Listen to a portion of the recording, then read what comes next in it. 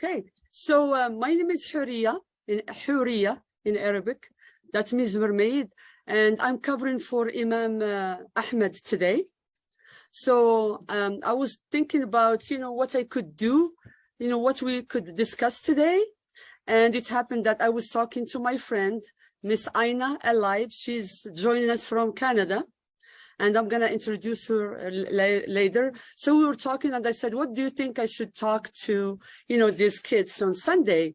And it happened that, both of us are very interested in what she's going to talk about. And she volunteered, she said, I can explain to them Kanban, and you will learn what Kanban is. So that was very nice of her. And I wanna say something that she did, that it's part of our religion, and it's a part of all human beings. That's sharing knowledge. So she has knowledge, and she's sharing it. So that's sadaqah, that's good deed. So that encourages all of us to share. If we have knowledge, anything. I mean, it doesn't have to be something big. If we know something, we share it with our classmates, our friends. So if we think what we're going to share is going to help. Okay. The other thing is, as Muslims or just human beings, we hear a lot, be organized, manage your time. But how can we do that? Yeah, we agree. We need to be organized. Don't you agree? Yeah. Being organized is good, right? And managing our time so we can do our homework and we can have fun. It's a good thing in our life. If you are a student, or like myself or Ina's or other people are joining us from Virginia, you see the name Ryan. He's joining us with his mom from Virginia. So we all need to be organized, but how are we going to do that? So Miss Aina is going to help us with that. Okay. So before we let her, share her knowledge with us, I would like to introduce her. As I said, she's from Canada, and she's a coach. So what she does is she coaches organizations in being more productive, I don't want to overwhelm you with lots of words, but just to be organized and to help customers. And also she helps people who want to work in the tech industry, making softwares, or just working in a company or an organization that uses technology to help customers. She has a degree in industrial engineering, and she has lots of certifications that maybe when you grow up you'll know about them. So I'm gonna let Aina talk to you about what she has to share today. Go ahead, please. Thank you very much, Houria, and nice to meet all of you who dedicated your Sunday time to learn about Kanban and to spend some time for personal growth. And Houria, thank you for the introduction. Though people joke about my certifications that Aina has a long alphabet after her last name. And yes, when you grow up a little bit, and if you decide to pursue your career in project management or in IT, you know where to find me on LinkedIn, and we will talk about the certifications. And just now, I've learned from Houria that Agile is actually related to Islam even more than I was thinking by preparing this presentation. So yeah, as Houria just told, I'm here to share knowledge, and to share knowledge about Agile, which is a part of Islamic teaching. And one of the Agile pillars is actually communication and knowledge sharing, and also to help professionals being organized. But why do we want to concentrate only on professionals? Because we want to be organized even when we are younger, when we are at school, to make sure that we have time for everything, especially for things we like doing. But to have more time for things we like doing, we need to make sure that we also do things that we need to do, for example, to study or to help our society, or like any other chores or like household chores, whatever we do. So that's why Houria and I decided to prepare this topic for you, and hopefully you will find it interesting and engaging. So I hope you hear me well still, and you see my slides, and you can see the first picture, what agile means. Like during my lifetime, I've been traveling around the world and see so many people, young and old, who had their dreams, who had their aspirations, or even wanted to do something like smaller than like travel in the world, for example, or change their career. But they had the mentality that I can't do it. It's not for me for some reasons. And the first, what Agile teaches is to change our mindset. So instead of thinking or saying that I can't get something or do something, we think, how can I? And Elon Musk has this mindset going to space, which many believed it was impossible. Instead of thinking that, no, I can't, he thought, how can I? And you see the picture of cute mice. So one of them is kind of like disappointed and no, I will never be able to take this piece of cheese, whereas the others are working as a team or working individually, and they are finding the way how can they get what they want. And so today, Houria and myself are presenting Kanban for students to help us to think outside of the box and think how can we do something we've never done before, and how can we be more organized. So I keep using the word agile, but there is also a terminology, world's agility. So before, like century ago, it was the big who ate the small. So if we talk about world corporations, they were like larger enterprises who were like eating the small businesses. They were like bigger, like kids, like bigger in like physical shape, who got whatever they wanted in life, compare like the smaller, like physical shape people, they got less because physical shape was matter like century ago. Then the situation changed, and the fastest organizations were on the top of the world, and they were like kind of like eating the slowest one. We see the fox and the roast. So the roast is no slow by like himself, but if the fox is faster, so the roast is going to be eaten, unfortunately.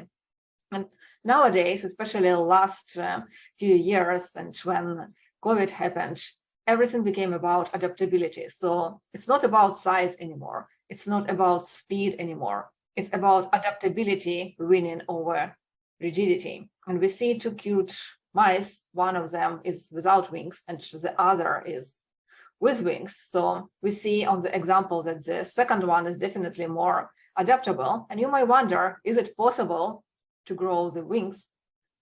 I never seen it in nature, like right now. But if I never seen it, I can't claim that it's impossible, but maybe it was impossible right now, and it's time for us to unleash all of our creativity and think, how can it be possible to grow the wings and to become more adaptable to this world?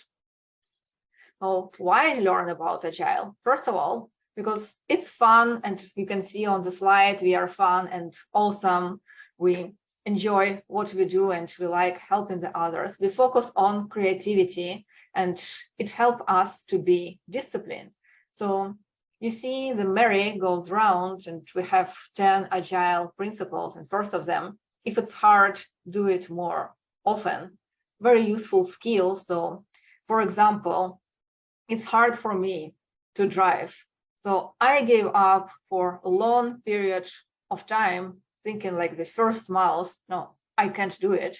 But when I started learning more about Agile, I switched my mentality on how can I? And yes, it's hard. So it means I need to drive more often until I get comfortable with that. And how can I do it? I know that my learning skills and learning experience is different from most other people who are learning how to drive. So I found an instructor who deals before with people like me, and we are learning how to drive right now. And it's still terrifying. It's hard, but I do it more often, and hopefully one day I will be able to drive without someone sitting next to me and helping me. If it's scary, do it more often. Again, driving is very scary for me, but I need to overcome my fear and find someone who can help me. And again, do it more often. Learn something new every day. So today I've heard that we are doing Zoom presentation instead of live presentation because I am in Toronto, in Canada, another country. So we are learning something new, how to listen to the other person on Zoom rather than being in person in the room. And I learn something new to present Kanban and teach younger generation on how to do this instead of going to the enterprises. Why it's meaningful? Because it helps me to look at Agile from the different perspective, from the different angle. How can I make it simpler for younger generation who never worked in the organizations, who are studying in school? How can I adapt what I teach to someone who has a different perspective? So learning something new, again, very important for us. Use what you've learned. So today I definitely will have lots of lessons learned. And as I mentioned before, my first lesson learned that Agile has lots of commonality with Islam, and I will definitely use it in my future presentation and connect Islam to someone relates to enterprise, and probably go to like my original country. I'm Ukrainian originally, where there is no Islam, and help people to understand Islam who are not Islamic by like the geography, and how can we know more about each other. So that's how I'm going to use what I just learned today, but by the end of this presentation, definitely there will be way more lessons. And for you, you will learn how you can use different boards like stickers, you see stickers behind me, and how you can be better in organization and do what you want to do. So use what you've learned. This is another principle of Agile. Learn from your failure. Every time when I get presenting to the new audience, to the new class, I have a fear that it's going to be a failure because it's my first time for this specific people. And no matter how good I know about Agile, it's always a challenge to go to the audience and present to me. So coming back to the second principle, if it's scary, do it more often. So I do it on my weekend right now. So it's scary, but I do it more often. But if I fail, and I failed a few my presentations in the past, I wasn't upset that I did something wrong. I retrospected with myself and I brainstorm what I can learn and what I can do better next time. Get comfortable with honesty and transparency. So you see, during the last 2 minutes, I was already transparent about my experience, that I failed a few times. I was very much honest, and I'm comfortable with sharing knowledge and being honest even about something I would rather avoid and do something different next time. Be willing to experiment, but keep in mind risks. So we definitely need to experiment to learn something new and to do something innovative, because if we don't experiment, we will keep doing the same things over and over. If we didn't experiment, we would still ride horses, which is nothing wrong on riding horses, but having cars and airplanes is faster for us to travel and get to the desired destination. So someone started experimenting and thinking outside of the box. Why do we use horses? Maybe we can create something more. So someone was willing to experiment. Or Edison, you probably know his experience, experimented over 500 times to invent the light bulb, which all of us are using in our houses right now. But keep in mind risks, because sometimes we get too far into experiments and forget that if we are going to terra incognita, something where we've never been before, there are some risks around us because we don't know what we don't know yet. So keep your balance, experiment, but be careful. Focus on value, not on tasks in your checklist. Again, personal story. When I was your age and I was at school, I wanted to be a good girl and please my parents, please my teachers. So I kept studying so hard, but history wasn't my subject. But my mom and teachers gave me the credit. At least she is a good girl and she studies hard. But I didn't get like much result. I spent like so many hours of studying and studying and studying, but I wasn't good at history. So I focused on the task that I need to memorize this chapter or I need to pass the exam. I didn't focus on the value of actually being good in history. So coming back in past, now knowing about Agile, I would definitely do something different and focus on value and changed my mindset regarding history or changed my attitude or ways of learning and started learning using different sources of information rather than use just one book and try to learn hard and to memorize boring information, right? It was written on this book. Nowadays, I would just go to 4 or 5 different sources about the same topic and learn and focus on value for me of learning history rather than just complete the task and move on. So focus on value, not on tasks, and be better on what you do and enjoy what you do. Now, the next one is kind of technical. The working product doesn't mean a perfect product, but again, we can switch and modify it for us, for school. The perfect homework doesn't mean like the best homework. So we still can do like good homework without spending lots of time polishing it again and again and again. The value is what we learn and how can we use it in future. And I'm not encouraging you to do the bad work.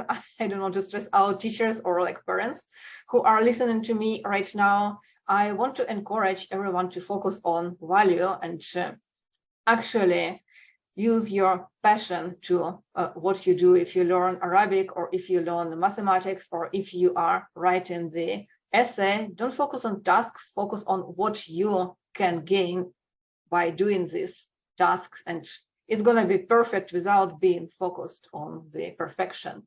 And as I mentioned before, we are fun and awesome, so don't forget to have fun while you are trying to organize yourself. And now I would like Houria to jump in and give me some break and explain what does Kanban mean. Thank you so much, Aina, for sharing your experience and, having lots of examples for that, the kids can relate to. So you heard the word Agile and now Kanban. There is another word. This is another word, Kanban. Did anyone hear this word before, Kanban? What it means? No. Okay. Well, Kanban, it's a Japanese word. And what it means is just simply that, using colored card or sticky notes on a whiteboard or,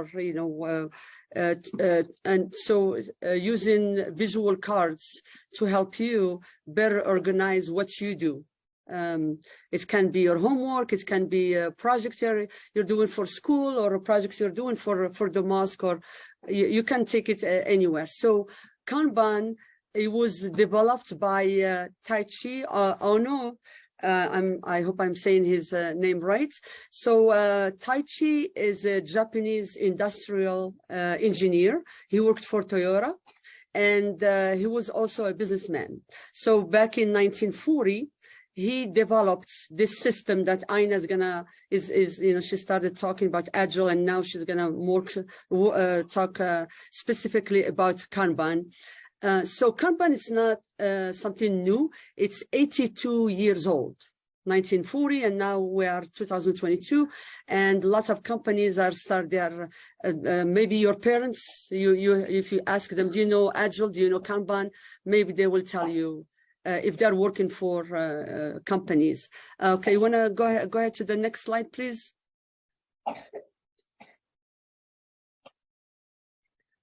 So who can use Kanban? Anyone. You can use it, again, for your homework, for projects. I can use it. Organizations use it. organizations that make money use it. Organizations that don't make money use it. For example, the mosque is a non-profit organization. The mosque and the leadership here, the imam, can use it. And it's becoming more and more famous. And as I said, it's a lot of companies, organizations, people are trying to use it. And even without associating a name, Kanban, to what Aina is going to keep explaining, we are doing it, just we don't know that we are doing it, just we are not doing it the way she's going to explain it to us. And I hope you can pay attention to what she's going to explain now and how you can use it. So why do we use Kanban? Because we can be in control, we can be organized. Most of the time we are not working alone, we are working with the team. So with the Kanban, we know what you're doing, you know what I'm doing, for example, and we catch errors on time. We don't, for example, let's say we are building a house. We don't wait till the house is done to find out, oh, we made these mistakes. The water is not running or something like that. So we catch mistakes on time. And by catching mistakes on time, we are saving money, and we are making the customer, in this case, for example, the building a house, you know, a family. We are making the family happy because we are delivering, we are giving them the house, you know, they wished for. So there is an example here of Toyota. So Toyota used Kanban and is still using Kanban and improving it. So here I said goods in, production, goods out. So Toyota just gets what it needs to build just the parts, for example, to build the car, just when those parts are needed, and then it delivers, and it delivers just what it's needed to be delivered. Next, please. Some success stories, but using Kanban. Pixar, you're very familiar with it, and you know that you know the success you are living. I think lots of people know Pixar here, right? All of you, of course. That's why we picked this example for you. So Pixar, by using Kanban, they are delivering what you wanna, the products, you know, what you wanna see, not just anything. They're delivering what you like to see and when you wanna see it. Next, Zara. Anyone? I believe.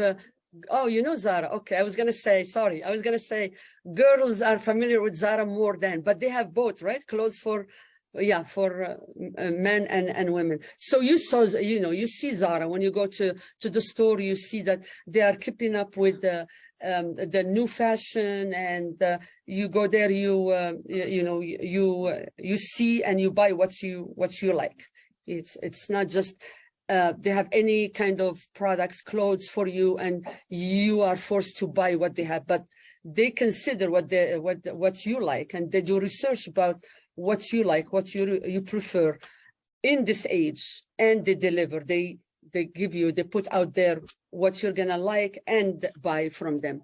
And I'll get to this one. And you know, for Zara and for lots of organizations or companies, Kanban is helping them communicate. Communication is very important in anything you want to do. HP, again, you're very, very familiar with it. So you see the product that are going to help you on time. You don't have to wait. There is no delay. For example, in HP, have you heard of HP? You have a printer at home? Yes, my old printer broke, so we had to have a new one. Yeah, okay, so the new one, I'm sure that, oh wow, lots of new ones. Yeah, and I'm sure that the new ones, they are doing a lot of better things and good things that the old HP you had didn't do, right? Yeah. Well, thank you for sharing. Okay, next one. I think it's, go ahead, okay. Thank you. Thank you, Houria, for the examples. Now it's my turn again. So let's go to the practical part. So Kanban is nutshell what we are going to do with you right now. So first of all, it's a board to visualize our work and our product. It's very important to visualize because while it's all of this is in your head is blowing off and you can't strategize on, you can't prioritize what is more important, what is less important, what you need to do right now, how long ago you were being like asked to do this task. And again, my childhood memories, my mom asked me to wipe the floor or to wipe the dust, for example, and I was like, okay, and then the next day I forgot to do it. Another day, I still didn't do it. And then my mom reminded me about that. And I was like, but you just told me about that. But no, she told me 2 days ago. But for me, time flies like as a kid. And it was like she been like telling me it 5 minutes ago. And now she's asking it again. But if I knew about Kanban when I was a kid or a teenager, I would just place a sticker on the board and visualize when my mom told me to do this task. And then when I kept seeing it during the day or even like during the next day, but probably it would be done before the next day came because it's visualized. So I would keep seeing that I need to do it. So I won't forget. And honestly, it's kind of like annoying to see the stickers multiplying in your to-do part. So it's kind of like gamification as well to do it faster and to get results, to get satisfaction and joy that, oh, I've done most of my tasks. Most of my tasks are moved to the done column right now. So I am free. And next time I'm going to do it even faster without my mom reminding me what to do. So visualizing is the first key of Kanban, and it's very important. Implement feedback loops. It's more related to the organization and to building product, but still we can use it for our case. So for example, if I am a chief of the restaurant and I delivered a dish, and then I ask for feedback, people who ate it. So they might say it was delicious, so you know that you need to continue cooking it this way. But they might say there is like too much salt in it. So you don't get upset. It's not a failure. It's just the feedback. So next time you will use less salt. Limit work in progress. Again, as I mentioned, it took me 2 days to wipe up the dust, which actually took me 2 minutes.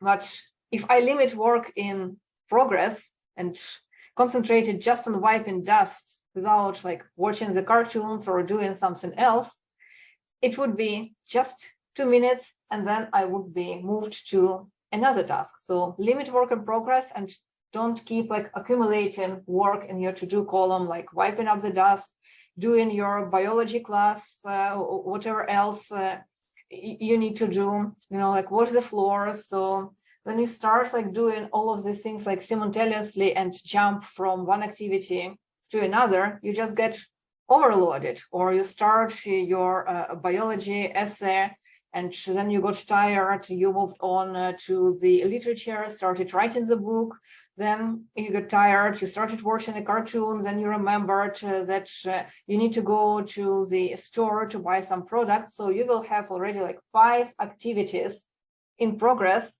And then you think, oh my God, I forgot where I stopped at my biology. I read a book, but I don't remember my first 2 chapters, so I need to read them again. So you do the same thing again to pick it up from where you finished that.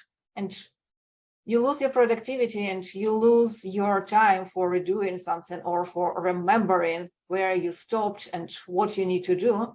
So if you started the activity just limited to 2, for example, you are doing your biology and you are wiping the dust, and don't jump into the next one, like going to the shop or starting your literature class. Just finish biology, finish the dusting, and then move on to the next activity. improve collaboratively and evolve experimentally, as I mentioned before. Like, we need to experiment, but we also can collaborate because we learn from sharing knowledge. And that's what myself and Houria are doing right now. But you don't have to wait for us to share knowledge next time. You have knowledge as well, so you can collaborate with each other on your homework, for example, and share like the ways you do it, the way you study, what technology you use. I know, like when I studied at school, we didn't have laptops or computers or phones. We used physical books, but you have more tools in your pocket. So maybe there are useful websites you use for preparing to the class. Maybe there are like some interesting videos you watch to learn Arabic or English or any other language. So collaborate and learn from each other, and you will benefit a lot. And manage flow, again, it's more organizational, but for us, just be more strategic in what you do. So you have, for example, your to-do column, you have the task, go to the store, wipe the dust, do biology, read a book, I don't know, cook the dinner, something like that. So we are managing the flow by being strategic. So for example, I can start reading the book right now and it will take me like 4 hours. And by this time, the store will be already closed. So how can I manage my strategy? I will probably need to go to the store first and then come back home and start reading the book, and then set up an alarm clock because I need to prepare the dinner. Otherwise, I will finish the book, I will finish one task, but my family will be hungry. And you know, if people are hungry, they are angry because the dinner is not ready. So again, visualization helping us in preparing the strategy. Now, how the Kanban board looks like. So there are different modifications, but the simplest way to arrange is to divide it into 3 columns: to do, in progress, and done. And as you can see behind me, there is a board or a wall, so you can use whatever you have, whatever tool you have for yourself. If you're in class, you can use a whiteboard like I have right now. If you are at home and if your parents allows you, you can use the wall to place your stickers there, or you can buy a list like this in Dollarama and place your stickers there. And you see I have so many stickers. So divide your board into to do, in progress, and done. And it's a bit bright, so I can write it down. Yeah, like read it. Yeah, Aina, it's hard to see the lines, but you have the abstracts. Yeah. And I have a question. Let's say the kids don't want to use the stickers. Can they just write, for example, let's say they have a homework, literature or geography, math on to do, and then how are they going to do it? Like crossover and then move that, let's say geography. I had to do geography, for example, and other things as homework, and I'm done with geography. I want to move it to, I want to move it from to do to in process. I'm working on it. How I'm going to do it? Am I going to like erase that word, or I'm going to like cross over and move it to in progress? Yeah, great question, Houria. So we were talking about stickers most of this time, but if you don't want to use stickers, if you don't like stickers, you can be creative. And again, Agile is about embracing the creativity. There is no just like one way of doing Agile. So if you like writing, and I know it's a bit blurry, you won't see what I write, but I'm writing in my to-do column like biology. So I wrote it down here. It's in my to-do. If I started doing it and I don't want to see it in my to-do, I have this eraser, so I can erase it from here and write it down here, biology. And they're in progress. Yeah, in progress. I can also keep it here in to-do and write an arrow that it's moved from to-do to biology, but it's a bit confusing for me. But again, you will find out your own style eventually. Or I can like write an arrow and like cross it down here. So I see it wasn't to do, I crossed it out, it's in progress. And when I'm done here, I crossed it out from here and moved to done. So whatever trick you prefer, whatever works for you and for your teams, your friends, or for your family, feel free to experiment. Okay, thank you. Welcome. So hope it's clear that we have a physical board on the slide with the columns. Yeah, it's a bit blurry behind me, but you can see that we can physically use stickers or writing on the walls or on the boards.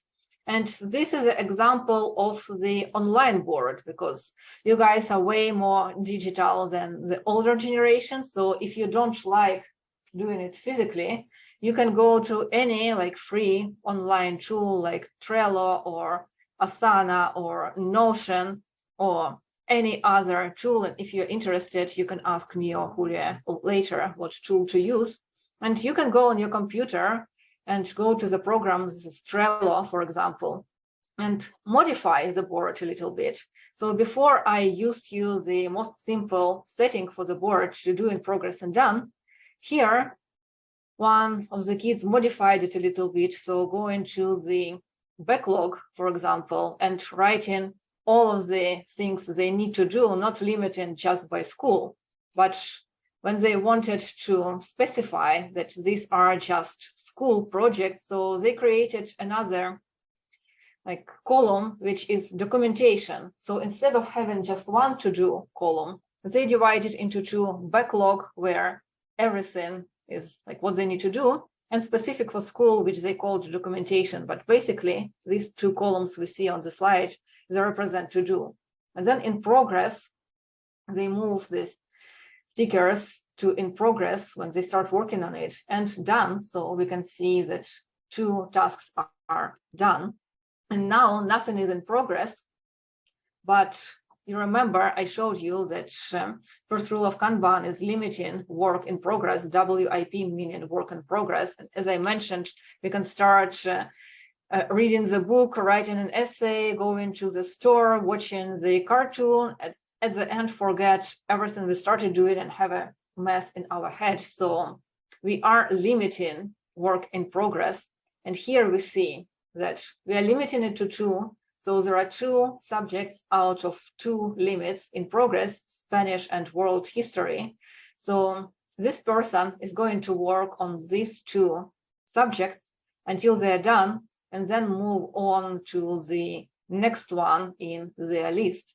And you see the documentation part changed from 6 to 4. And now we moved to stickers from the bottom line to in progress, because we start working on them. And when we are done, we will move them to the done column and start working on another one.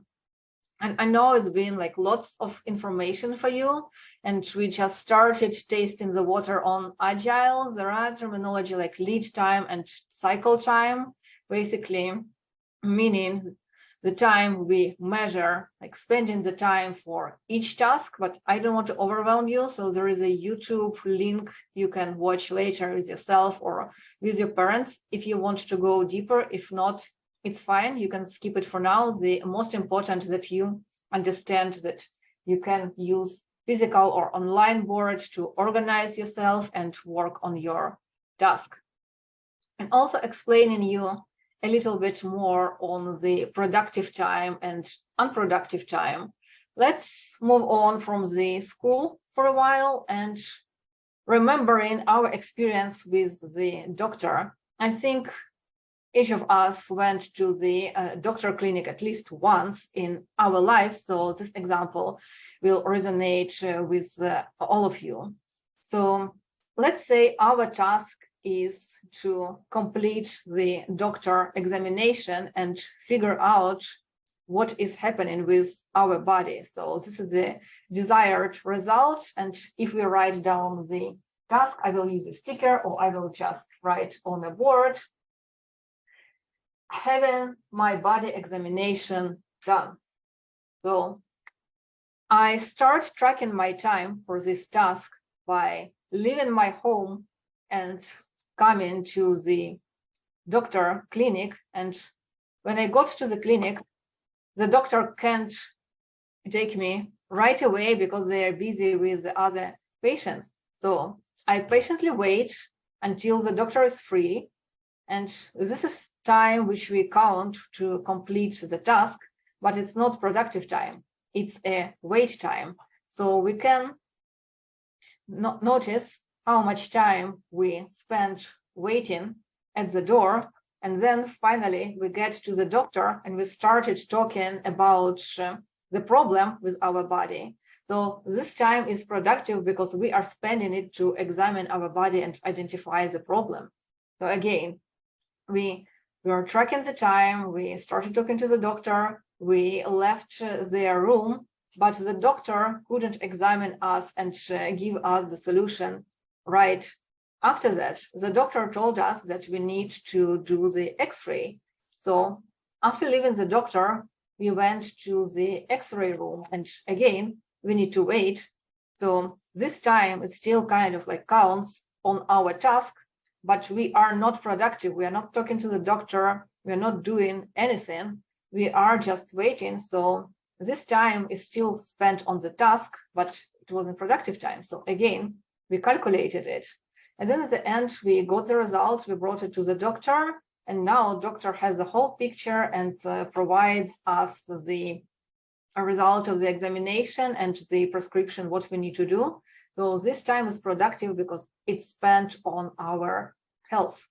And at the end, we calculate how much time we spent unproductively. It was reasonable time. Again, everything is reasonable here, but we could like shorten this time, and how much time was spent productively. And again, this is what Kanban is about, and that's what Toyota uses for their manufacturing.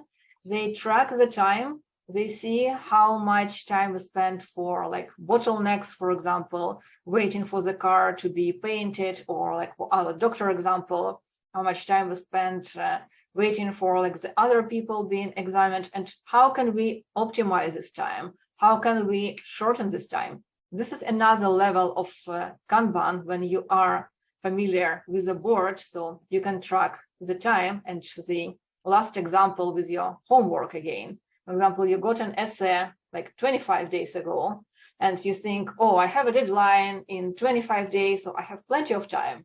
But the time started ticking.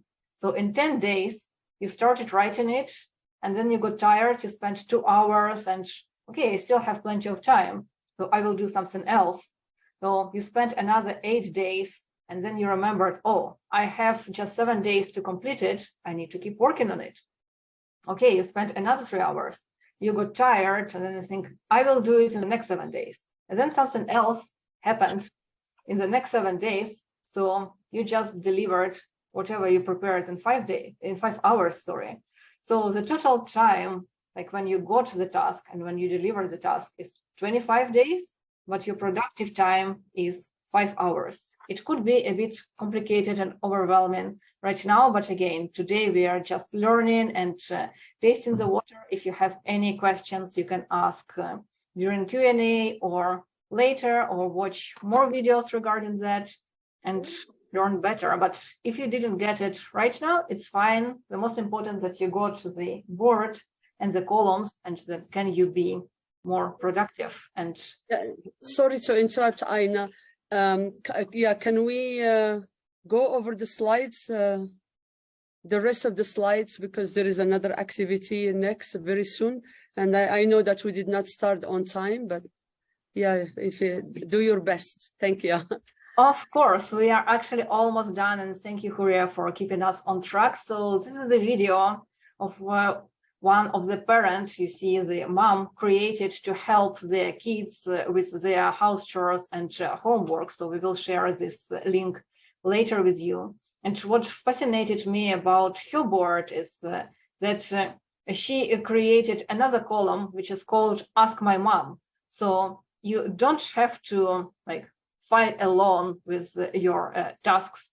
If you don't know anything, you can again modify your board and have another column, ask your mom or ask your teacher, and just write down the questions you have And when you are asking your parents, you can move it in progress. And then when you finish, they are done.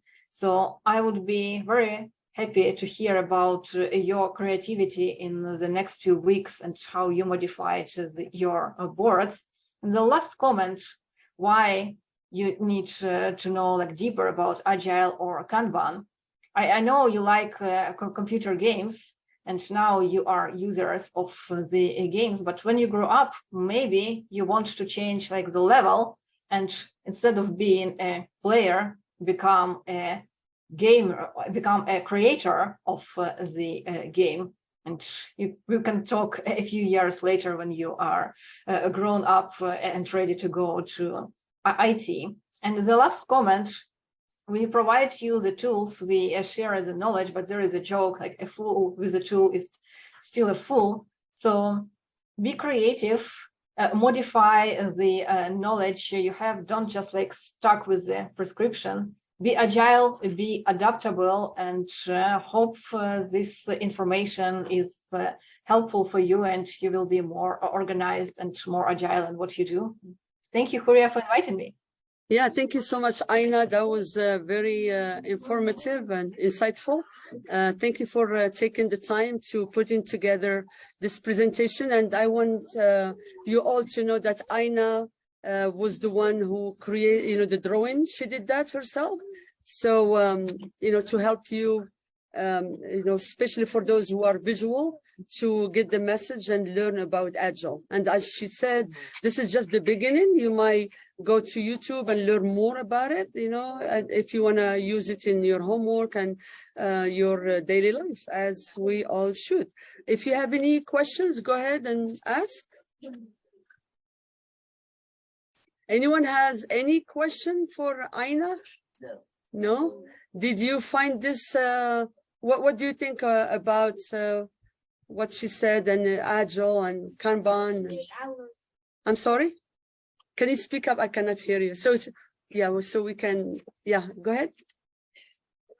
Yeah, I want to do stuff. You want to do stuff? No. Oh. Say I learned some stuff. Oh, you learned some stuff, but that's good. That's what we want. That's why